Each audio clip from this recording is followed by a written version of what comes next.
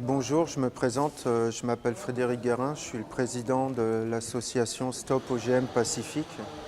Donc notre association se bat maintenant depuis plusieurs années pour la mise en place d'une réglementation sur les OGM ici en Nouvelle-Calédonie.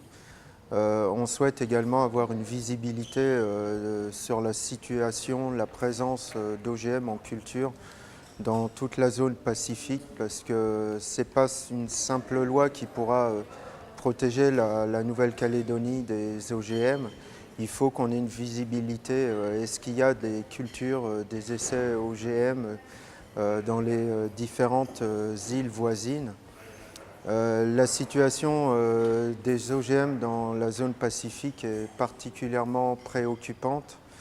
Il y a Hawaï qui est un gros producteur d'OGM depuis maintenant plus de 15 ans. Il y a plus de 5000 expérimentations OGM qui ont été effectuées et notamment de la papaye largement produite et exportée dans toute la zone pacifique et même au-delà. Et on a également l'Australie qui est un gros producteur OGM.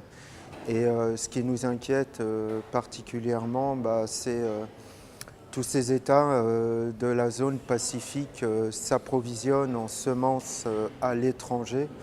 Et s'il n'y a pas de réglementation dans ces différents États quant aux OGM, les OGM semences peuvent être importés. On souhaite également la mise en place d'un étiquetage sur les produits qui en contiennent. Concernant la Calédonie, il y a beaucoup de produits importés qui viennent des États-Unis. On sait que 80% des produits américains contiennent des OGM, donc on est envahi d'OGM dans nos supermarchés, dans nos magasins. Le consommateur a le droit de savoir, d'être informé pour pouvoir choisir de consommer des OGM ou pas, et aujourd'hui il a aucun moyen de le faire à moins d'être particulièrement informé. Ce qui nous préoccupe également, c'est on connaît cette érosion génétique de l'agrobiodiversité de toutes ces semences traditionnelles. On sait que des nouveaux modes de consommation, les populations locales commencent à tourner le dos à l'agriculture traditionnelle de plus en plus parce qu'il y a de la nourriture importée à bas prix.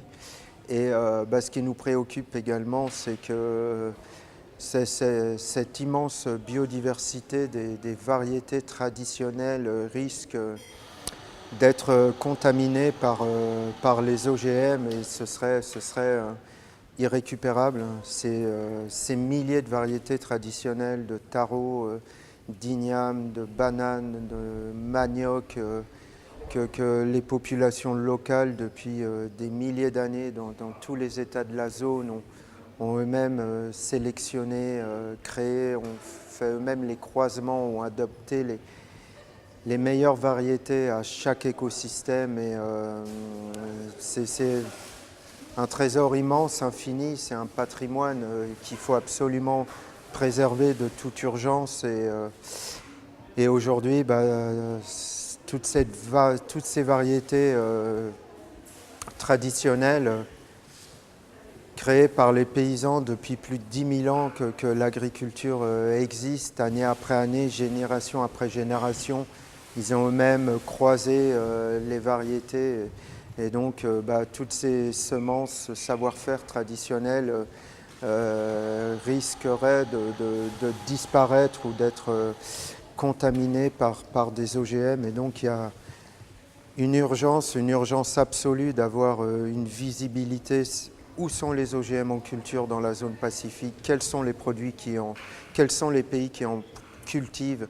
Quelle culture OGM dans quel pays? On souhaite avoir une visibilité le plus rapidement possible pour, si les États font le choix de cultiver des OGM, certes qu'ils le fassent, mais en toute transparence, en informant la population également des risques et des dangers, et surtout protéger toutes ces variétés traditionnelles qui qui doivent ne jamais disparaître.